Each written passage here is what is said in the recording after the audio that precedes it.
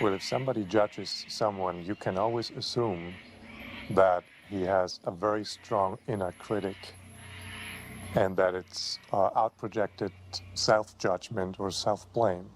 Judgments really, they are kind of an attribute of the very much personal mind.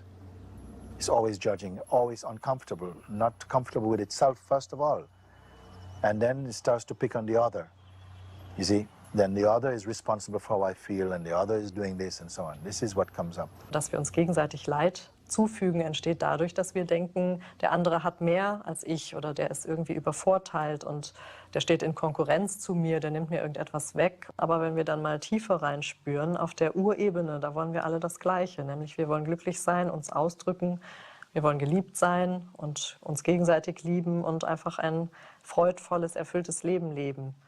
Und wenn wir uns das bewusst machen, dann erkennen wir, der andere hat gar keine anderen Interessen und der kann mir auch nichts wegnehmen. Der will ja auch nur geliebt sein. Auf meiner Reise lernte ich eine Übung, die mir dabei half zu begreifen, welch starken Einfluss meine Urteile über andere auf mich selbst haben. Ich sehe diesen Apfel an und urteile über ihn. Das ist ein äußerst hässlicher Apfel.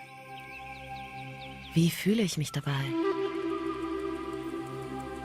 Jetzt ändere ich meine Bewertung und denke mir, das ist der schönste Apfel, den ich je gesehen habe. Und wenn ich mir den Apfel erneut ansehe, erkenne ich das wunderschöne Spiel der Farben in der Schale. Was für eine neue Erfahrung. Judgment can become a process of separation or a process of inclusion. And the difference between these two is just 3 words. Only 3 words is the difference between a world of separation and a world of intimacy. So you can say the words, "She is so stupid." These words create separation. You can say, "He is so kind." She is so beautiful. He is so pushy. All of these words create separation, whether positive or negative. Add 3 words and the separation is gone. She is so stupid, just like me. He is so kind, just like me.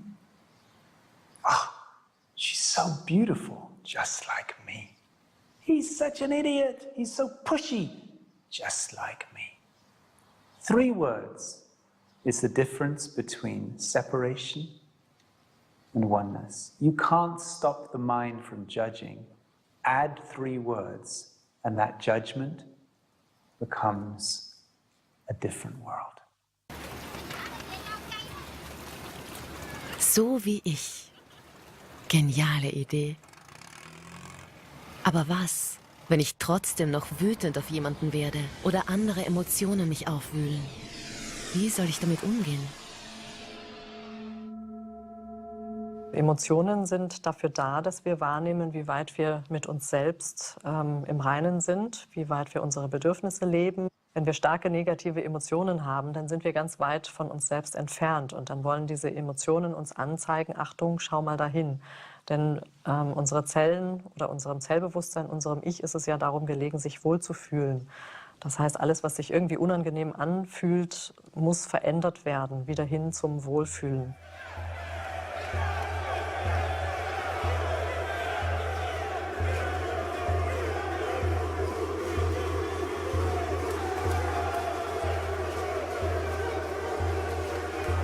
Most people recognize that becoming emotionally reactive is not really a very helpful thing. And so we have judgments, or we have a certain resistance to becoming very emotional. On the other hand, we also recognize that to feel deeply is an initiation into living more fully. So we get these things mixed up. The difference between feeling and becoming emotional is the attachment of a story.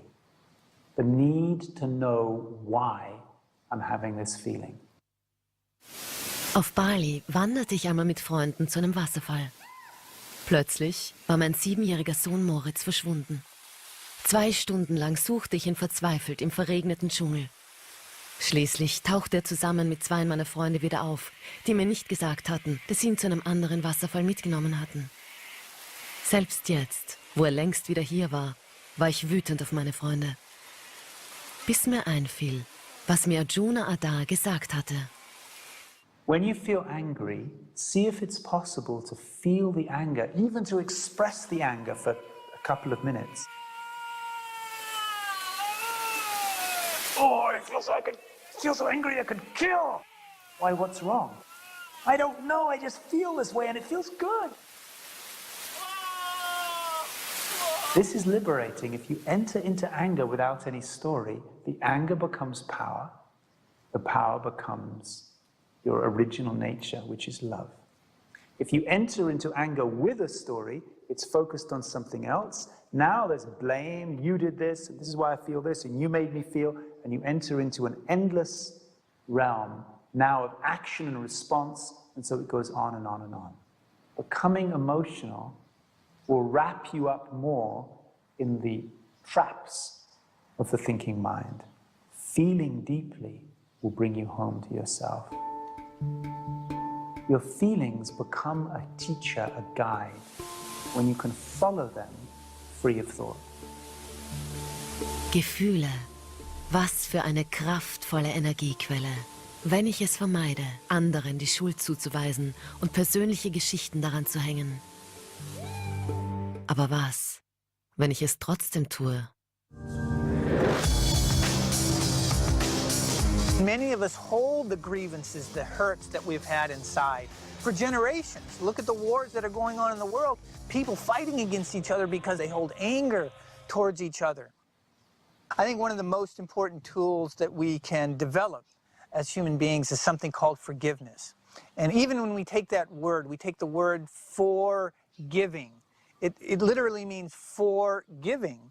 And many times when we're hurt, we shut down, we contract, we pull back, and we don't give anymore. We don't give. If somebody hurts us, we don't want to give them anything anymore. We don't want to love them anymore.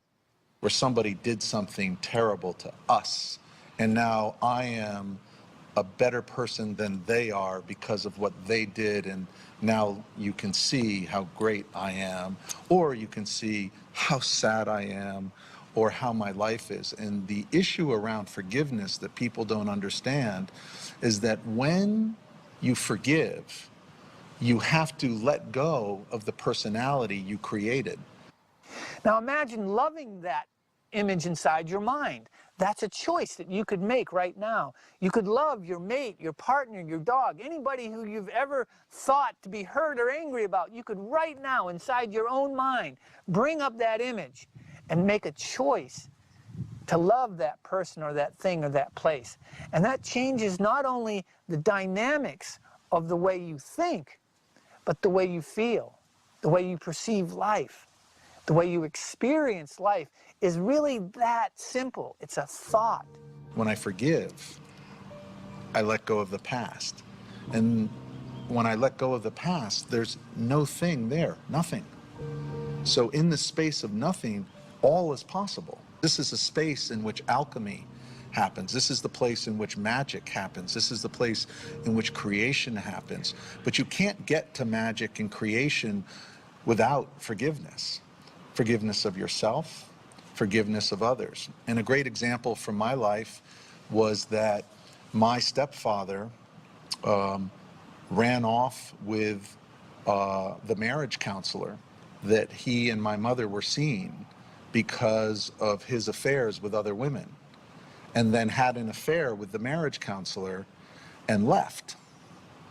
Then the house burnt down, then my mother died, and then he married the marriage counselor and moved back onto my mother's property. I found this unforgivable. like unforgivable. I even told him to be ready for when I was old enough to come back and take care of business, i.e., he experienced that I threatened his life. And he put an order of protection against me with the police because he believed I was going to come back to kill him. And as a young man, I had so much anger and so much rage towards this other man who I perceived had destroyed my mother and my life and my sisters. And for many years, I carried this anger in my heart that one day I would become strong enough and smart enough and powerful enough to go back and take care of him. I perceived myself as this young knight thrust out into the world. The king ran off with the evil witch, and the castle burned to the ground, and now I was a pauper alone in the world. So, in finding my forgiveness for him, what I realized when I finally found him and was able to talk to him is that I said, here's the truth. The truth is I loved you so much, and my heart was so broken when you left. And my mother's heart was so broken, and it was broken because we loved you so much. And I turned that love into anger. And I realize now that you weren't trying to hurt us. Your life was just happening the way it happened. There was not intent to do me harm. And so I want you to know that though I don't condone those actions, I don't like the actions you took, I truly have found forgiveness for you. And I'm asking you to forgive me for having made you the enemy for so long and put so much anger and separation between us. Sometimes we think it's that person that I should forgive or that I need to forgive. And at the deepest level, it's really self-forgiveness. I would say that's the core. You know, it's forgiving ourselves for all the things that we may have thought that we did or didn't do, or all the things that we may have thought that we've said or didn't say. What's interesting is as you step back in life far enough, you realize that we've all been that person who was on the other side of the equation at some point. Being unwilling to forgive everything, and mostly yourself, is just another way of not being responsible for your own life. I mean, if everything is energy, not forgiving keeps energy stuck.